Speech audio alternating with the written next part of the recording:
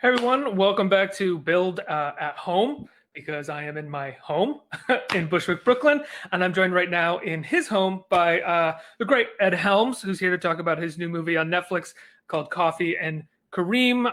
Ed, it's so good to have you here. Thank you so much for being here. Before we get started, I just want to say something that we say at the top of all these interviews, which is that upwards of 505 million school lunches have gone missing due to school closures because of the coronavirus. And if you would like to find out how you can donate, how you can volunteer to help those children get the meals that they are missing, please go to nokidhungry.org. Ed, thank you so much for being here. Congratulations on another hilarious movie, a hard R hilarious comedy, which you are a producer as well as a star. So how did you get involved with Coffee and Kareem? When did this get to you? Well, it was first of all, great to see you. Great to be here. Thanks for having me. Yeah, how are you? Let's start there. How are you? What are you up to right now? How's quarantine life for you? Well, I want to give you a virtual high five for your support of nokidhungry.org. Is that what the website is? Mm-hmm. Nokidhungry.org. That sounds like an amazing program.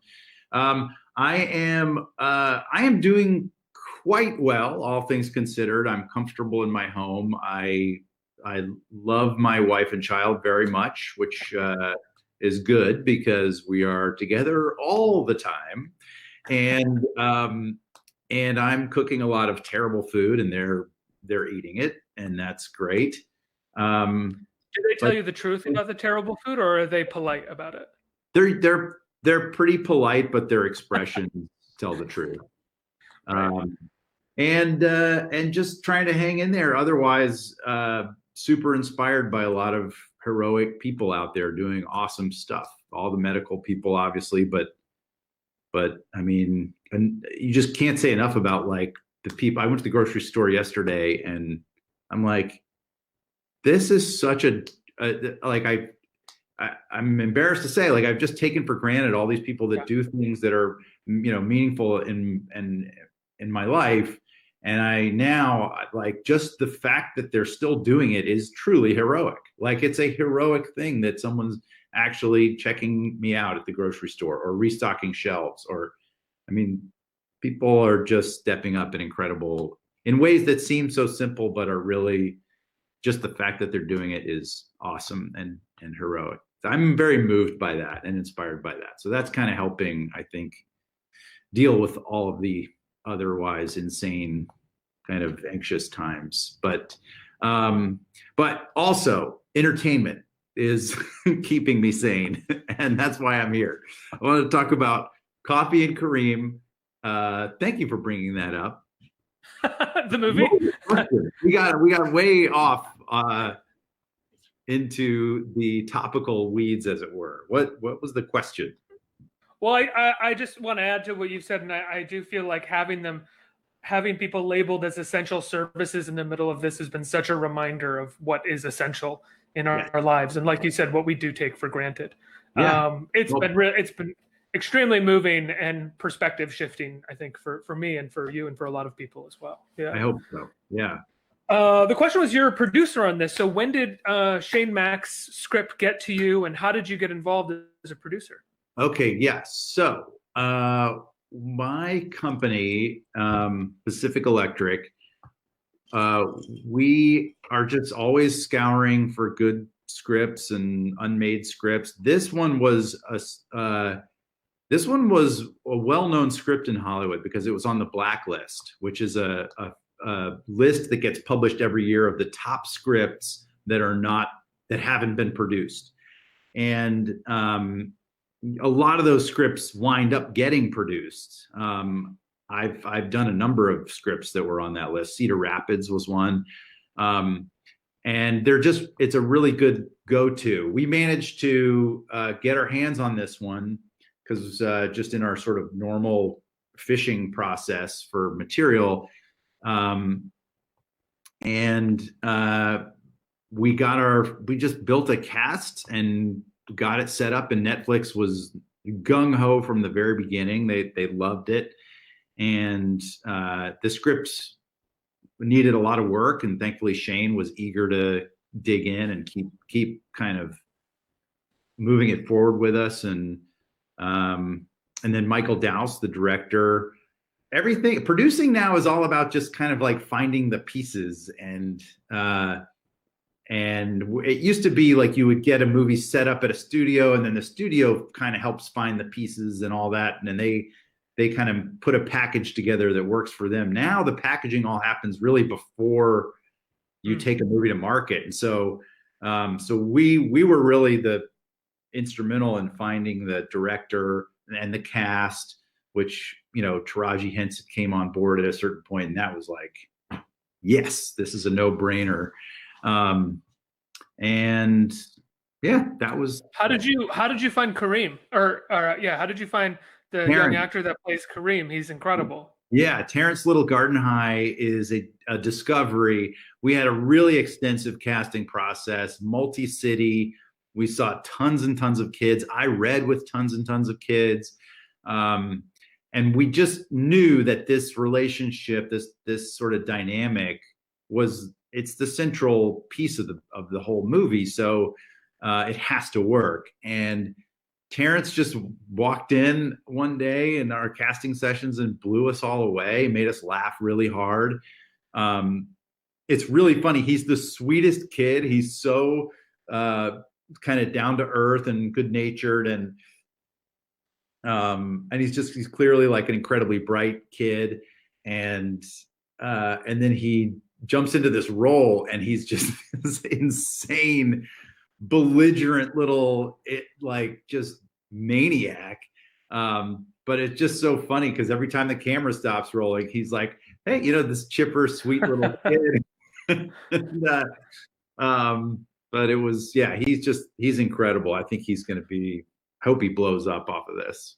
Do you think it would have been possible to set something like this up even at one of the, I mean, Netflix now is a major studio, but like a hard R comedy with a child who is incredibly profane and goes to a strip club at one point in it? Do you think it's even possible to set something like this up at one of the major studios now? If it's not impossible, it's damn near impossible. It's really hard. I mean, it's not just this kind of comedy. It's comedy in general. The numbers just aren't there for studios to justify making comedies. It used to be you could make a comedy, you know, you could make an Adam Sandler movie or something and rely on an additional 10 to 80 million, $100 million in VHS or DVD sales afterwards. That obviously has totally disappeared. And so a lot of the kind of business model of making studio comedies has just gotten a lot more nuanced and complex, and it's hard to do. This content, I think, is even harder just because it's polarizing, right? I mean, the movie's been on for a couple of days, and it's interesting to see the reaction. People love it, and some people just can't deal. Like, it's, you know, seeing a kid this who's uses this much profanity and kind of moving through adult situations just doesn't. That's hard for some people. So so studios don't like that, right? They don't like things that are polarizing. So yeah, that's a long answer, but it is hard to make these kinds of movies in general. And I'm so grateful Netflix took a big swing on this. It was a ton of fun to make. That's so surprising to me, because when I was growing up, and even now, I think that the movies with kids that land the hardest and stay and become classics are the ones where sort of precocious children are sort of navigating wild adult situations. The first one that comes to mind is something like The Adventures in Babysitting, which is like a bunch of adolescents in the midst of like a stock car yard in shootouts, just kind of like this a little bit. Not as hard R-rated, I would say, but those are the movies that I loved growing up. I think you're right. And I mean, you could even make a case that like a Home Alone is something like that. But I do think that this movie pushes the boundaries a little harder than those movies. I mean, this is really an R-rated movie, um, and and I think the only recent comparison that I can make would be that Seth Rogen, Good uh, Boys. yeah, Good Yeah. Boys, uh, Which uh, people loved. right, which people loved, and Yeah. that those kids were just, yeah, that was an R-rated comedy too. Um, so there's definitely an audience for it. I think this movie in particular, the reason it works and the reason we kind of get away with all this insanity is that it's ultimately a very sweet movie. You know, it has kind of a big heart to it at the end, and that the sort of intentions of the movie are good, and that comes across. Was But there ever a moment when you guys were, because you had this R rating, or you knew that you could basically go as far as you wanted, were there moments when you were rewriting the script with Shane Mack or when you were on set where you did feel like you had gone too far and you should pull it back? Or was going too far always the sort of MO? Well, there's always fights on this stuff, and weirdly, like I'm kind of a prude. Like I'm sort of the prudish one, and so and they're not fights; they're just creative kind of discussions. And there were scenes in the script that we either rewrote or sort of reimagined or cut or changed just because they did feel like they undermined the uh, the the spirit of the movie, which I think again is like it's a positive, it's a sweet story. Like it's people coming together, it's people learning to understand each other better, and at the end, it's a little bit of a love story, um, and that's and if you lean too much on mean spirited jokes or jokes that feel really sort of toxic, then even if they're kind of funny on the page, it just undermines what you're trying to do. So there was a lot of discussion, even right up until shooting certain scenes. I mean, I remember I was rewriting those certain scenes that I was just like desperately rewriting, trying to like get them right while we were shooting. Like up until the day a certain scene is shooting. And roping in friends like, does this work? Is this okay? Are we going too far here? I feel weird about this. Is this good? And I really think we threaded the needle exactly right. I mean, I feel like it works great. Yeah, and I think I think once again, your cast has so much to do with that. I mean, you at the center, I'm sorry, I forgot his name again, but the child Yeah, who plays Kareem, what's his name again? Terrence Little Yeah, Garden. yeah, he's great. Taraji, David Allen Greer, who is always amazing. And then as well, you have someone who I think is actually destined to become a national treasure, which is Betty Gilpin, who it seems to me like the movie becomes more enamored with as it progresses. That somebody on set was like, let's just keep shooting her in this scene for a few more minutes. She's so incredible. I like it. So she was in Stuber, which was the movie Michael Dowse directed before he directed this one. And so he was like totally enamored with her as an actor, and made the case for her. And I'm so glad he did, because she pretty much runs away with whatever scene she's in. And she made these crazy choices for this character. Like she brought that character to life in a way that it really wasn't on the page. She endowed that character with this kind of insane, coked up, weird, almost like bipolar vibe, and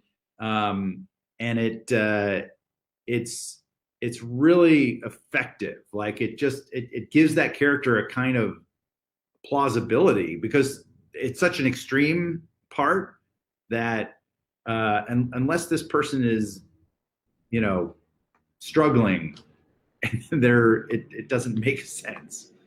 I described the sensation of watching her recently as watching someone and thinking, "Oh my God, I cannot believe that choice this actress just made," and then immediately going, "And then made it work somehow." Like, what is that choice, and how did they possibly make this work? Nobody else would do that. Yeah. It's sort of a, yeah.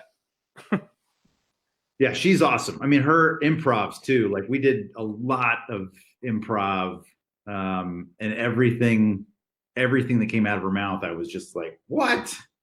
This is, yeah, a Are joy. you I mean, when you're doing a movie like this, which is obviously it's a big comedy and there's room to play around, but there is a lot of story that you have to get through.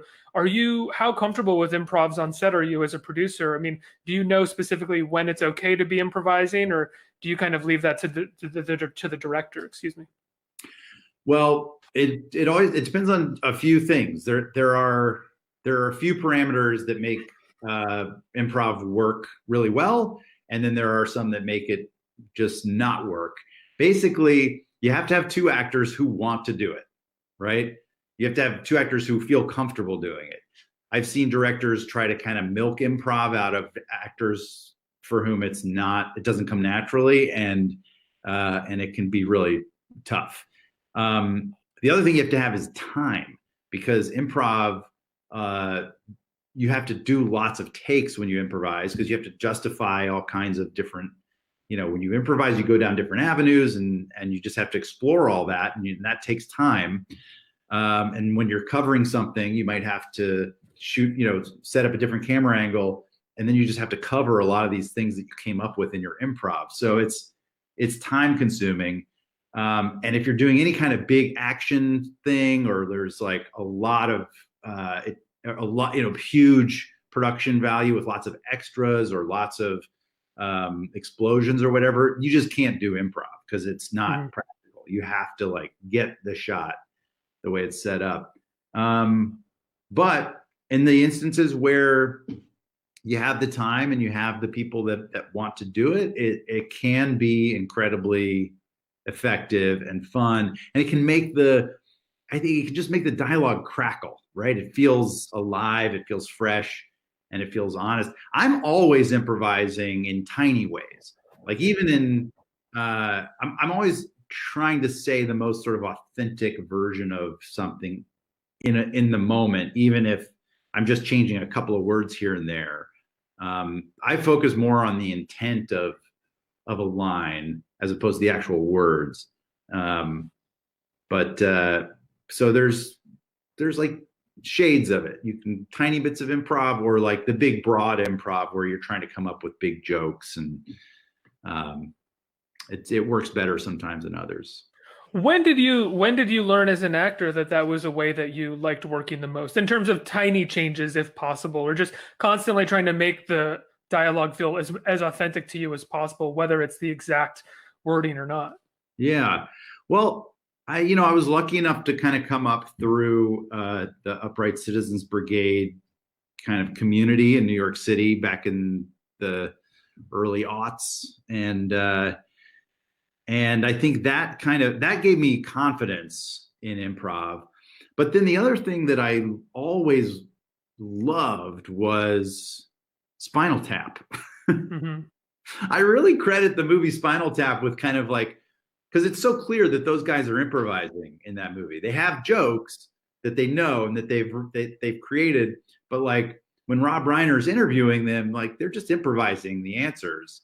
And there was something about that. And then later on, The Office, the British Office, when that came out, this sense that like, oh, these people are really internalizing these moments, and it feels organic. And then of course there was a big wave of movies with people like Ben Stiller and Vince Vaughn and Owen Wilson and those and Will Ferrell, and those guys were just these masterful improvisers, and you could kind of just see the wheels turning during dialogue in their movies, and all of that stuff was really formative for me. So it became something I wanted to do, and then of course the Judd Apatow universe, all of that stuff was very heavy improv. And the Hangover movies as well. I mean, those weren't heavily improvised, but Todd Phillips is always a director who's trying to push the scene as far as possible. So he's kind of forcing you guys to play and improvise, right? Absolutely.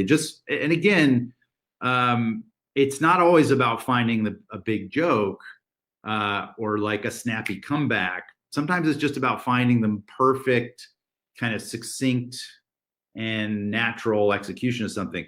But I will tell you, probably one of the most important movies that I did in my development as an actor, especially an improviser, was a little movie I did with the Duplass brothers with Jason Segel called Jeff Who Lives at Home. Mm-hmm. And I'm super proud of this movie. It's a small movie, but we improvised the entire movie. So they had a script that was beautiful. It was a wonderful script. It's why I wanted to do the movie. But as I met with them, the process became, don't say a single word in the script. Just read the scenes, get what the scene is about, and then go from scratch every time.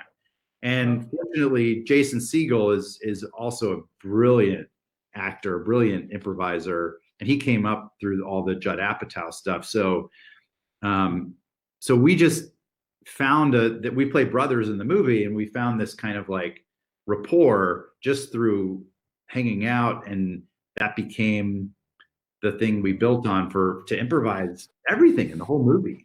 And that's a tribute to the Duplass brothers, that they trusted us with a process like that. But it's something I'm incredibly proud of, and the discipline of it was a huge growth moment for me as an actor.